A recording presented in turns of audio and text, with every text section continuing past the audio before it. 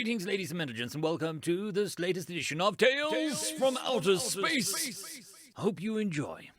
Story number 1. Pike and Shot, written by Whiskey Lullaby.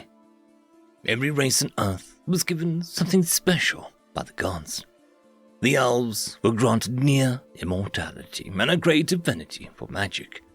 They used this to build great sorcerer kingdoms, ruled by their most powerful mages, who could conjure forth storms of fire with but a thought. However, they began to seek only ever more power, their pride consuming them.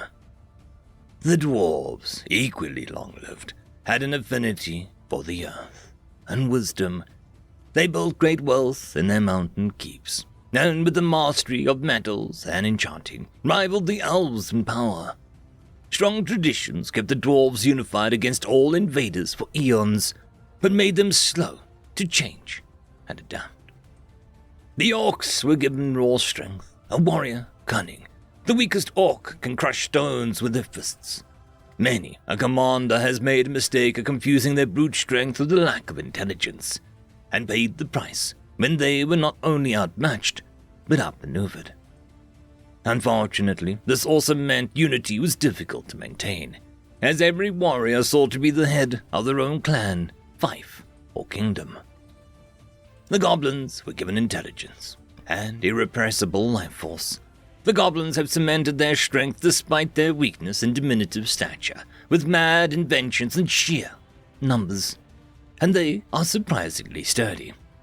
However, most sparks, as the inventors are called, are less than stable. They jump from one concept to another, leaving machines half-finished and snapping together dangerously volatile items with no forethought. It is said that the reason the goblins haven't overrun the other races is the abysmal attrition rates caused by inventions going wrong. For a long time, mankind had been viewed as inferior to all of these races. We could not match the dwarves in smithing or enchanting, for even their apprentices had more experience than our greatest. We could not match the elves in magic. As a game, many of their wizards had been training for the equivalent of generations. The orcs were simply better warriors by nature, often putting their militias against professional human armies as mere training. As for the goblins, we simply couldn't match their pace. They have short gestation periods and matured rather quickly comparatively, and combined with their penchant for mad science, had a nebulous advantage over us. However, our race is adaptable. Instead of being specialists, we settled for being good enough. Our enchanters don't need to create city-destroying masterworks. They just need to make useful changes to weapons, tools, and equipment. Our smiths didn't need to work with legendary metals or special materials. All they had to do was produce what was needed with what was available. Our mages gave up on matching the elves in power and scope, instead focusing on their talents and specializing, and learning how to make what spells they had more effective. Our inventors looked to the goblins, and instead of jumping from one new concept to the next, focused on improving and reproducing what already existed. Tempering their craft with wisdom and forethought, we came to understand our technologies in and out and built manufactories to produce them en masse.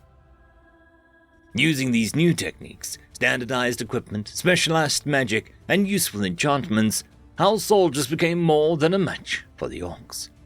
With muskets, they could not close the range 1 foot, and with proper pikes, neither could they close with mounts. With proper cannons, the competent gunnery, the great mountain keeps of the dwarves were shelled to ruin before they could even muster their invincible armies. The specialist mages tore down the greatest of towers of the elven mage lords, taking the great mages out with cunning strategies and well-placed spells, leaving no room for large-scale spells, and forcing a flustered great mages to do what they hadn't done in centuries: think of their feet. The goblins caused significant casualties with their inventions, but had no unity of equipment quality. Despite their numbers, once their best inventors were either killed or captured, we could simply replace our lost equipment, while they scrambled to build one war-ending weapon after another. many of which failed and exacerbated their own losses. This focus meant their troops had little proper gear to fight with, which only quickened their defeat.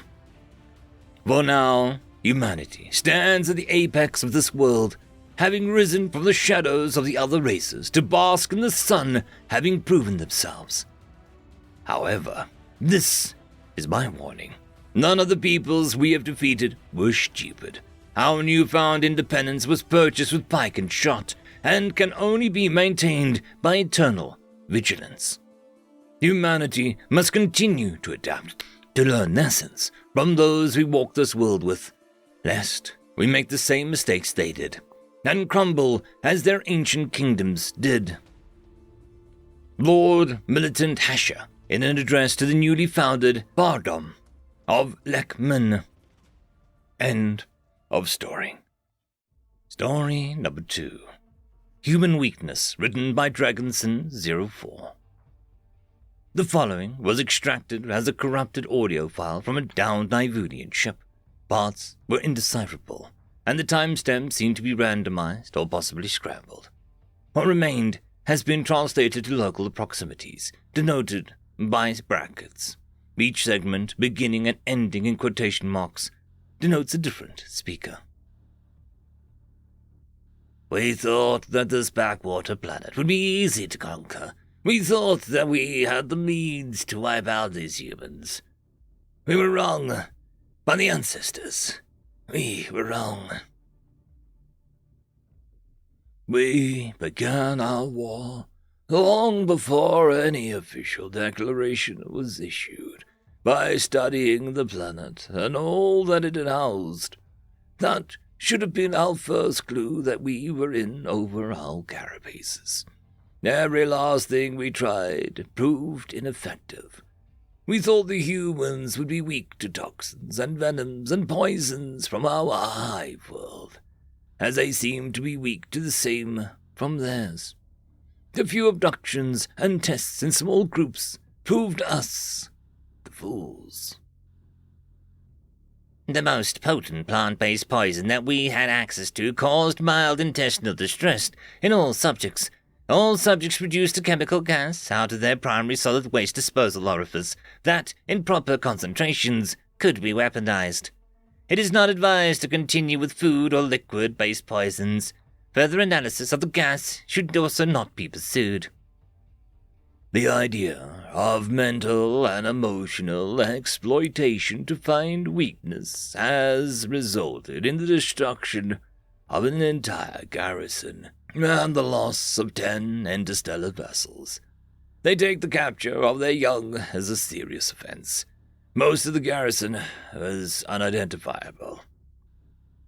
Physically, they are superior to us, no denying that fact. They are 5 times taller than us. As for the difference in strength, I saw 5 of them flip an entire dropship like it was nothing. I am convinced that one would have done the job, but needed the other 4 to handle the awkward shape of the craft. As we were fighting on their world, we could not move around as normal. Our only advantage, and a very slim one at that, is our numbers. However, even an unarmed, unarmored human can take 15 of us at once. Why are we on this ancestor-forsaken place? Did the Queen not know of them, of their strength, of their... Our stings cannot pierce their elastic skin. All attempts to envenom them directly have failed. We will find some human weak. Glory to... Our own venom applied directly to the skin of the humans produces a mild rash in all subjects, itching, bumps, and mild swelling, comparable to local insect bites known as a mosquito. A topical cream is sufficient to neutralize the effect. It seems that we cannot find, by all of our efforts in the past year, any human weakness that we can safely exploit. Perhaps there will be someone in the galactic community who will be able to find one, but we cannot. With this final discovery, I, the Admiral of the fleet, do hereby order all ships and all survivors to fall back. This planet is not worth the losses incurred. as we have no lasting or powerful enough advantage to maintain this fight. And even more horrifying, they have discovered that we taste like chicken and have begun to hunt us. Flee while you can, and hope they cannot reverse engineer the FTL drives and navigation systems on the ships that they have stolen. Reverse engineer? What a good idea! Admiral Johnson laughed as the audio log ended. And I want to know who found out those bugs taste like chicken. That seems barbaric. Oh, that part wasn't real. At least from our end, sir, Captain Lee said. That was a bit of us trying to figure them out. We used propaganda and exploited their weakness. Once we make our debut on the galactic stage, we'll have to clear that up, though the damage may already be done. Humans will be looked at as unstoppable, natural chemical weapon-producing, voracious monsters from hell. Indeed. To think that a bit of gas attack would be literal in their case, well, I want a full report in a week on the initial breakdown of those ship systems. End of story. I would just quickly like to thank the T5 channel members and patrons. Caspar Arnholtz, Cam Maxwell, Parky, It's Difficult to Pronounce, Lord Azrakul, and Arcadian.